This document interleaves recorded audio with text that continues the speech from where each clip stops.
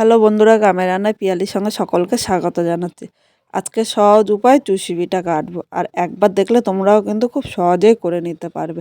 তাহলে কিভাবে করলাম চলো দেখে নেওয়া যাক। এখানে একটা কড়াই বসিয়ে দিলাম। এবার কড়াইতে এখানে দেখো এই বাটির মাপে আমি 2 বাটি জল দেবো।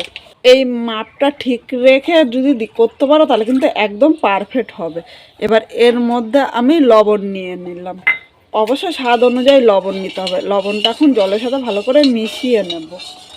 এখন জলটা ভালো করে গরম করে নিতে হবে। দেখো লবণটা মিশে গিয়েছে, এখন জলটা গরম করে নেব। একদম পারফেক্ট এই পিঠাটা করে দেখো। জানি একটু সময় দেরি হয়ে গিয়েছে, কিন্তু তোমরা একবার এই পিঠাটা করে দেখতে পারো, খেতে কিন্তু দুর্দান্ত লাগে আর খুব সহজেই তোমরা কেটে নিতে পারবে। বন্ধুরা, জলটা ভালো করে ফুটিয়ে নিয়েছি। এবার এখানে দেখো চালের গুঁড়োটা নিয়ে নিলাম। এক জায়গায় কিন্তু চালের গুঁড়োটা দেবো না, এইভাবে চারিদিকে চালের গুঁড়োটা আমি ছড়িয়ে দিলাম। চালের গুঁড়োটা এর সাথে মিশিয়ে নিতে হবে, আর গ্যাসের আগুনটা মিডিয়াম টু লো করে দিতে হবে।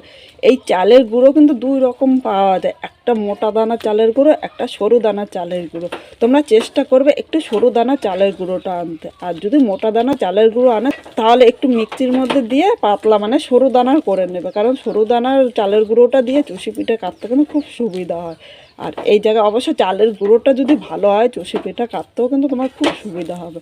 এখানে দেখো জলটা একদম পারফেক্টভাবে দিয়ে দিতে হবে। এবার একদম গ্যাসের আগুনটা মিডিয়াম করে দিয়েছি, মিডিয়াম টু লো করে এইভাবে 2 থেকে 3 মিনিট নেড়ে চেড়ে নিতে হবে। তাহলে যে জল ভাবটা আছে সেই জল ভাবটা কিন্তু টানিয়ে নিতে হবে। এখানে কিন্তু আলাদা করে আমি আর গুঁড়ি দেবো না, যতটা পারবে এইভাবে তোমরা টানিয়ে নেবে। আর 1 মিনিট এইভাবেই আমি নেড়ে চেড়ে নেব। 1 মিনিট পর গ্যাসটা আমি বন্ধ করে দিয়েছি। এখানে দেখো চালের গুঁড়োটা কিন্তু একদম পারফেক্ট ডো তৈরি হয়েছে। এই চালের গুঁড়োটা ঢাকা দিয়ে আমি 5 মিনিট রেখে দেবো, তাহলে এটা কিন্তু ভাপে ভাপে চালের গুঁড়োটা সেদ্ধ হয়ে যাবে। 5 মিনিট পর আমি নামিয়ে নিলাম। এটা দেখো গরম গরমে কিন্তু করতে হবে। এবার ভালো করে এটা ডলে নেবো। একদম ঠান্ডা কিন্তু তোমরা করবে না, কারণ ঠান্ডা করলে কিন্তু শক্ত হয়ে যাবে, তখন ভালো হবে না। এবার আমরা যেরকম আটা মাখে কিন্তু একদম নরম করে এটা মেখে নিতে হবে। এখানে কিন্তু আলাদা করে আমার চালের গুঁড়ো লাগবে না। তোমাদের কাছে যদি মনে হয় খুব বেশি নরম হয়ে গিয়েছে তাহলে সামান্য একটু কিন্তু চালের গুঁড়ো নিয়ে নিতে পারো, কারণ এটা কিন্তু দেখো জল ও চালের মাপটা যদি ঠিক থাকে একদম পারফেক্ট কিন্তু এই ব্যাটারটা তৈরি হবে। এখানে দেখো ব্যাটারটা ভালো করে মেখে নিয়েছে, খুব বেশি সময় কিন্তু লাগেনি। আর এই ব্যাটারটা কিন্তু গরম গরমই করতে হবে, একদম ঠান্ডা করা যাবে না। এখন এখান থেকে কিছুটা আমি ডো আলাদা করে নেব। দেখো প্রথমে আমি এইটুকু আলাদা করে নিলাম, আর এই ব্যাটারটা এইভাবে গোল করে নিলাম। এখন এই ব্যাটারটা এই জায়গায় দেখো একটা আমি পরিষ্কার কাপড় নিয়ে নিলাম। কাপড়টা আমি আগে থেকে জল দিয়ে ভালো করে ধুয়ে নিয়েছি। এবার এটা দিয়ে ঢাকা দিয়ে এইভাবে রাখবো, তাহলে ব্যাটারটা কিন্তু নরম থাকবে। আর এমনি থাকলে কিন্তু ব্যাটারটা শক্ত হয়ে যেতে পারে। এবার এইটা হাতের সাহায্যে এইভাবে আমি গোল করে নিলাম। আমি 2 রকমভাবে তোমাদের করে দেখাবো, যেটা তোমাদের সুবিধা হয় সেটাই কিন্তু তোমরা করে নিতে পারো। তার মধ্যে সামান্য একটু চালের গুঁড়ো নিয়ে এটা এইভাবে গোল করে নিলাম। দেখো তোমাদের যেইভাবে সুবিধা হয়। আর হাতের মধ্যে একটু চালের গুঁড়ো নিলে কিন্তু তাহলে আর গায়ে লাগলো না। এইভাবে ছোট ছোট করে আমি কেটে নিলাম। খুব অল্প সময় তোমরাও কিন্তু করে নিতে পারবে। সামান্য একটু চালের গুঁড়ো আমি এই জায়গায় নিয়ে নিলাম, কারণ এই চালের গুঁড়োটা নিলে কিন্তু আর হাতে লাগছে না। দেখো হাতের থেকে খুব সহজেই ছেড়ে দিচ্ছে।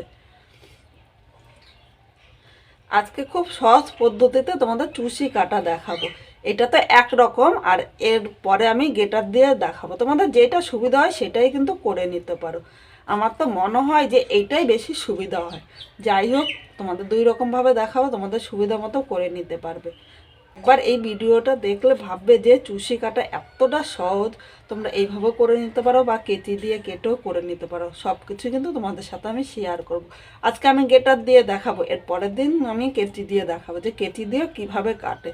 বন্ধুরা, প্রথমে এরকম মানে গোল করে করেছিলাম, এবার এইভাবে দেখো আমি লম্বা করে করে নিচ্ছি।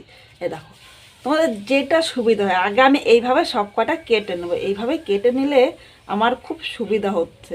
আমি তোমাদের প্রথমেই বলেছি যে 2 রকমভাবেই দেখাবো। দেখো এভাবে লম্বা করে নিলে খুব সহজে কিন্তু তোমরা করে নিতে পারবে। আর মাঝে সাথে একটু গুঁড়ি লাগিয়ে নিলাম, নাহলে কিন্তু হাতের সাথে এঁটে যাচ্ছে। এখন আমি এটা এক সাইডে রেখে দিলাম। এবার দেখো আমি হাতের মধ্যে অল্প গুঁড়ি নিয়ে একটা আমি করে দেখাচ্ছি। দেখো হাতের মধ্যে এইভাবে গোল করলে কিন্তু খুব সহজেই, দেখো খুব সহজেই তোমরা করে নিতে পারবে। এইভাবে দুই হাতের তালু দিয়ে আমি একটু গোল করে নেবো, আর সামান্য একটু আটা দিয়ে দিলাম। এভাবে তোমরা হাতেও করতে পারো, বা এটা কোনো একটা থালার উপরে নিয়েও করতে পারো। আমি তোমাদের হাতে করেই দেখাচ্ছি, কারণ আমার মনে হয় হাতে বেশি সুবিধা হয়। হাতের মধ্যে একটা ডলা দিলেই কিন্তু হয়ে যাচ্ছে।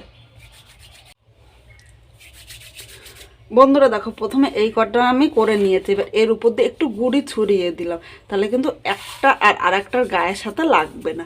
এবার এই জায়গার থেকে আবার একটুখানি নেব, খুব একসাথে কিন্তু অনেকটা বেশি কিন্তু আমি বের করব না, কারণ একসাথে বেশি বের করলে কিন্তু এটা শক্ত হয়ে যাবে। তাই এইভাবে আমি যতবার নেব ততবারই এইভাবে পেঁচিয়ে সাইডে রেখে দেবো। এবার এইটা দেখো, হাতের সাহায্যে এইভাবে প্রথমে আমি বলের মতো করে নিলাম। দেখো আমি গুঁড়ি লাগিয়ে নিলাম, তাহলে কিন্তু আমার হাতে আর লাগলো না। সাইডে আমি আরেকটু গুঁড়ি নিয়ে নিলাম, যতবার গুঁড়ি কমবে এইভাবে অল্প অল্প করে নিয়ে নেবে। এবার এখানে আমি একটা গেটার নিয়েছি, দেখো এই গেটারের সাহায্যে আমি করে দেখাচ্ছি, যেটা সুবিধা হয় তোমরা সেটাই কিন্তু করে নিতে পারো। এইখানে দেখো, এবার এটার সাহায্যে এইভাবে দেখো, এইভাবে একটুখানি জোরে চাপ দিয়ে করতে হবে। দেখো এইভাবে আমি চাপ দিয়ে করছি, তারপর কিরকম হয়েছে তোমাদের সেটা দেখাচ্ছি। এইভাবে করে মাঝে সাথে এইভাবে একটু ঝাড়া দিয়ে নেবে, তাহলে এর থেকে কিন্তু পড়ে যাবে। এই দেখো, এটা কিন্তু একদম গায়ের সাথে লেগে যাচ্ছে। আর এই জায়গায় দেখো, এবার আমি বলছি তোমাদের কোনটা বেশি সুবিধা হয়। দেখো এইভাবে আমি একটুখানি ঝাড়া দিয়ে নিলাম, এই দেখো এখন লেগে আছে। কোনটা সুবিধা মনে হচ্ছে? এইগুলি দেখো একদম চাউমিনের মতো কিন্তু পাতলা হয়েছে, এগুলি মনে হচ্ছে যে চুষি পিঠা করা হয়েছে। আর এইটা দেখো হাতে আমি করেছি, এটা কত সুন্দর হয়েছে। তাহলে কিন্তু আমি এইটা দিয়ে কিন্তু করব না, আমি পুরোটা হাত দিয়েই করব, আর হাত দিয়ে করলেই মনে হয় আমার বেশি সুবিধা হয়। দেখো একদম এগুলি মনে হচ্ছে যেন একদম ভাতের মতো হয়েছে। সব কয়টা হাত দিয়ে করে তারপর তোমাদের সাথে আবার দেখাচ্ছি। বন্ধুরা এখানে দেখো সব কয়টা তৈরি করে নিয়েছি, আর খুব সহজে কিন্তু এইভাবেই তোমরা তৈরি করে নিতে পারবে। এবার এই থালাটা এক সাইডে নিয়ে নিলাম। এদিকে আমি 750 দুধ নিয়েছি, দুধটা তোমরা কম বেশি করে নিয়ে নিতে পারো। এখানে আমি গরুর দুধ নিয়েছি, ইচ্ছে করলে আমল দুধ দিয়েও করতে পারো। আমল দুধটা কিন্তু একই মাপে, মানে 250 গ্রাম আমল দুধ নেবে, আর এই জায়গায় ধরো 500 জল দেবে, তারপরে দুধটা মেশাবে, মানে একটু গাঢ় হলে কিন্তু ভালো হয়। এখন এই দুধটা আমি ভালো করে জাল দিয়ে নেব।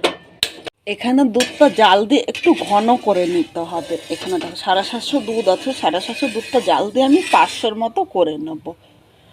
দুধটা একবার ফুটিয়ে নিয়েছি। এবার এখানে দেখো একটা তেজপাতা আমি এরকম হাফ করে নিলাম, এবার তেজপাতাটা এর মধ্যে দিয়ে দিলাম। এখন দুধটা কিন্তু ভালো করে আরও 2-3 বার এইভাবে ফুটিয়ে নিতে হবে। আর এর সাথে তোমাদের একটা মজার ব্যাপার দেখাচ্ছি। দেখো দুধের উপরে আমি এরকম হাতাটা রেখে দিলাম, এবার দুধটা যখনই ফুটে উপরে উঠবে দেখবে হাতায় লেগে সাথে সাথে কিন্তু নিচে চলে গেলে দেখো দুধটা কিন্তু পড়বে না। অনেক সময় দুধ জাল দিতে গেলে আমাদের মনে থাকে না, দুধটা কিন্তু পড়ে যায়। তোমরা এইভাবে কিন্তু করে নিতে পারো। দেখো হাতায় লাগার সাথে সাথে কিন্তু দুধটা নিচে পড়ে যাচ্ছে, এই দেখো। আর দুধটা কিন্তু বাটিতে পড়ছে না। এইটা করলে কিন্তু আমাদের গ্যাসটাও নষ্ট হবে না, আর দেখো গ্যাসটাও কিন্তু পরিষ্কার থাকবে। এইভাবে 3-4 বার আমি দুধটা জাল দিয়ে নেবো। বন্ধুরা এখানে দুধটা জাল দিয়ে দেখো অনেকটাই টানিয়ে নিয়েছি। এখানে আমি দেখো খেজুরের গুড় নিয়েছি, খেজুরের গুড়টা আমি দিয়ে দিলাম। এই সময় গ্যাসের আগুনটা একদম মিডিয়াম করে দিয়েছি। মিডিয়াম আগুনে গুড়টা ভালো করে নেড়ে চেড়ে মিশিয়ে নিতে হবে, আর 1 থেকে 2 মিনিট দুধটা আমি ভালো করে জাল দিয়ে নেব। আর এই গুড়টা দেওয়ার পর দুধটা যদি ভালো করে জাল না দিই তাহলে কিন্তু একদম ভালো লাগবে না, একটু জল জল ভাব চলে আসবে। গুড়টা দেওয়ার পর অবশ্যই 2 থেকে 3 মিনিট দুধটা ভালো করে জাল দিয়ে নেবে। বন্ধুরা দেখো দুধটা কতটা ঘন হয়েছে তোমরা দেখেই কিন্তু বুঝতে পারছো। দুধটা ভালো করে জাল দিয়ে নিয়েছি। এবার এখানে আমি যে চুষিগুলো করেছিলাম, এই দেখো একসাথে আমি সব দেবো না, এইভাবে অল্প অল্প করে কিন্তু দিতে থাকবো, কারণ একসাথে সব যদি দিই তাহলে কিন্তু একটা জমাট বেঁধে থাকতে পারে। তাই এইভাবে অল্প অল্প করে দিতে হবে।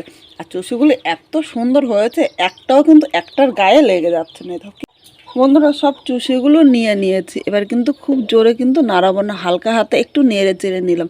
এখন মিডিয়াম আগুনে 2 থেকে 3 মিনিট দুধটা কিন্তু জাল দিয়ে নিতে হবে। দেখো খুব জোরে কিন্তু নাড়াতে গেলে এই চুষিগুলো ভেঙে যেতে পারে, তখন কিন্তু একটুও ভালো লাগবে না। এবার এইভাবে আমি 2 থেকে 3 মিনিট মিডিয়াম আগুনে জাল দিয়ে নেব। বন্ধুরা হয়ে গিয়েছে, এখন গ্যাসটা আমি বন্ধ করে দিয়েছি। এবার আমি 5 মিনিট ঠান্ডা করে নেব। এবার একটা বাটির মধ্যে নামিয়ে নিলাম। এইভাবে তোমরা খুব সহজেই করে নিতে পারবে। আর এটা বানানো যতটা সোজা, এটা করার পর খেতে কিন্তু ততটাই টেস্টি হয়।